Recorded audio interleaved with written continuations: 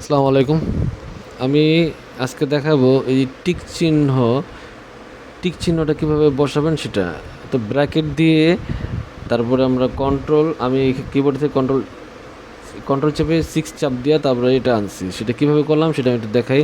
ইনসাইডে যাবেন, ইনসাইডে যাওয়ার পরে সিম্বল আসবেন, সিম্বল আসার মোর সিম্বলে ক্লিক করবেন।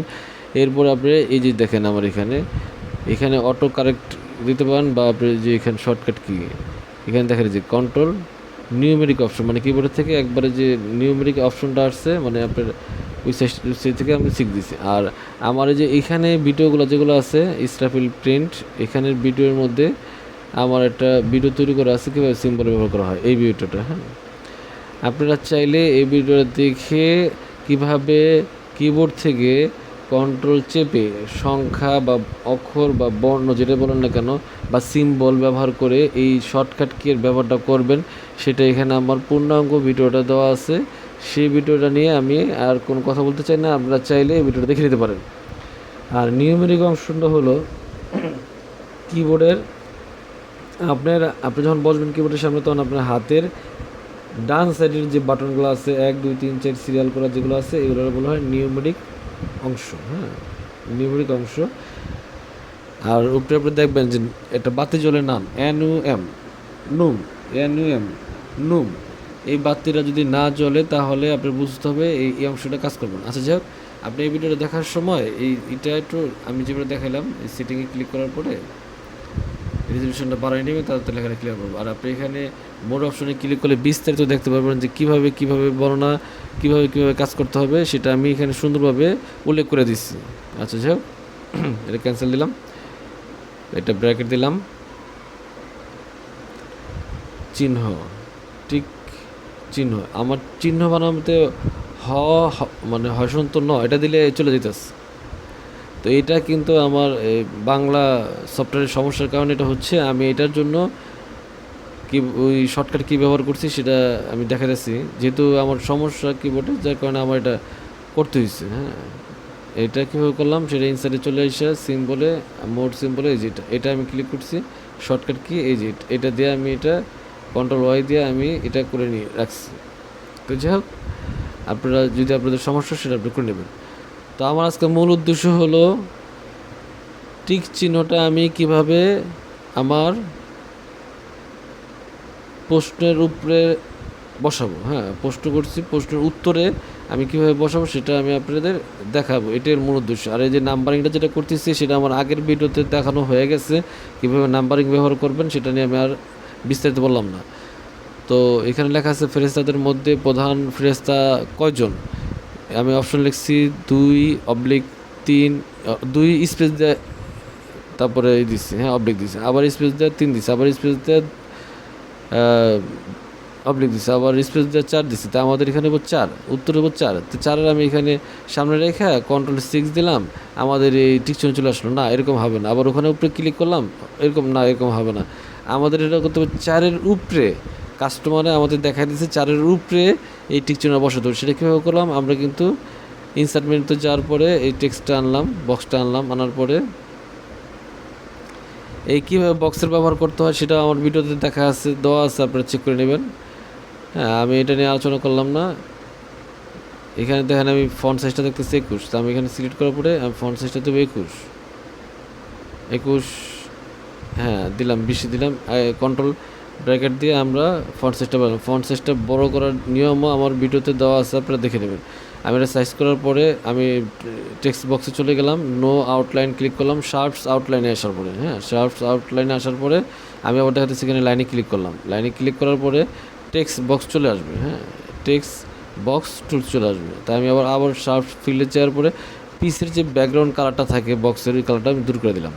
এরপরে আমি টেনে নিয়ে 4-এর উপরে বসালাম, একটু মেজারমেন্ট করে আমি সমান করে রাখলাম। এটা হলো আমাদের করতে হবে, প্রত্যেকটা প্রশ্নের উত্তর এভাবে আমাদের টিক মার্ক করে দিতে হবে। তা আমরা দেখলাম কীভাবে টিক মার্ক করবো, সেটা আমরা বলে দিলাম। মহানবী মানে ভুল ছিল, সেজন্য আমরা কন্ট্রোল Z দিয়ে আবার ঠিক করে নিলাম। আচ্ছা, যাই হোক, আমরা প্রত্যেকটা লেখার পরে এন্টার দেব। এন্টার দেওয়ার পরে আমরা এখানে আরেকটা এন্টার দিব, আবার উপরে যে মানে তীর প্রতীক দিয়ে কিবোর্ডের থেকে তীর প্রতীক দিয়ে উপরে গেলাম, উপরে যাওয়ার পরে এন্টার দিলাম, এন্টার দেওয়ার পরে আমরা ব্যাক স্পেস দিয়ে আবার লেখাটা শুরু করলাম। আচ্ছা, same to same quality 40 space oblique 40 space oblique, তারপরে অবলিক মানে স্পেস দেওয়ার পর 63, এইভাবে আমরা করছি। ঠিক আছে, আচ্ছা যাক, আমি প্রথমে সবগুলো লিখতেছি, হ্যাঁ, লেখার পরে তারপর টিক চিহ্নটা তো একবার করছি, আর আপনি দ্বিতীয়বার বারবারে ওভাবে ইনসাইডে যাওয়ার পরে তারপরে আপনার শার্ট বক্স আনার পরে তারপর টিক মার্কটা ওভাবে আর প্রয়োজন নাই, একবারে আপনি করবেন, সেটা কপি করে নিয়ে আমরা প্রত্যেকটার মধ্যে বসাই দেবো।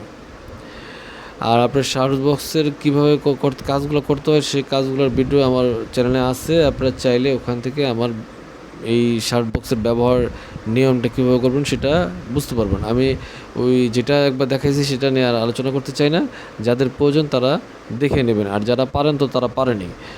আর আমি চাই যে এই ছোটোখাটো এগুলো আপনারা পারবেন, তো যেটা নিয়ে আপনাদের সমস্যা হয় সেটা আমি আপনাদের দেখাই দিচ্ছি, কারণ শার্ট বক্সের ব্যাপার স্যাপার নিয়ে অনেক আমি আলোচনা করছি। আর যাই হোক, তো এখানে আমরা প্রত্যেকটা টাইপিং করতেছি সেম টু সেম সিস্টেমে। আবার টাইপ মানে নাম্বারিংয়ের স্টাইলটা দেখবেন আমি কীভাবে নাম্বারগুলো স্টার্ট করতেছি, দেখেন। আর আমাদের কাজ তো দ্রুত করতে হবে, ঠিক আছে, আমি যতটুকু সম্ভব আস্তে আস্তে করে দেখাইতেছি।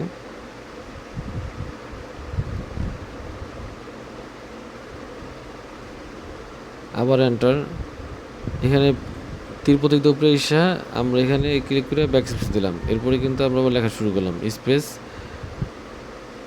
স্পেস স্পেস আবার স্পেস, আবার ব্যাক আসি, স্পেস দেওয়ার পরে অবলিক দিলাম, ওকে। আবার আমরা এখানে তীর প্রতীক দেওয়ার নিচে এসে আবার লেখা শুরু করলাম। এখানে তীর প্রতীকের ব্যাপারটা মোটামুটি একটু বেশি চলে, হ্যাঁ। আবার তীর প্রতীক মানে আপনার তীর প্রতীকের যে চিহ্নগুলো আছে ওগুলো দিয়ে আপনার কাজ করতে হবে।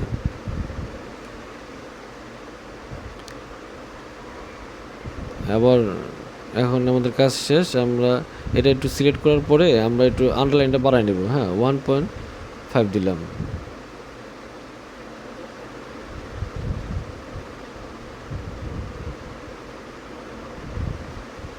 এটা একটু নিচে নামাই দিই।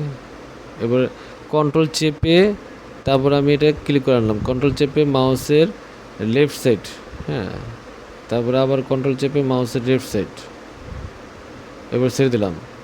আবার কন্ট্রোল চেপে মাউসের লেফট সাইড, এরপরে আমরা এটার উপরে নেব, উপরে উপরে উপরে, হ্যাঁ, এরপরে আমরা ছেড়ে দেব।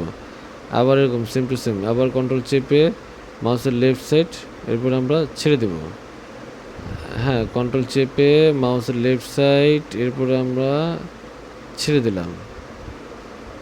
একই নিয়মে কন্ট্রোল চেপে মাউসের লেফট সাইড, এরপরে আমরা ছেড়ে দিলাম। এই হলো আমাদের কাজ। তো ঠিক আছে, আজকে এই পর্যন্তই, আল্লাহ হাফেজ।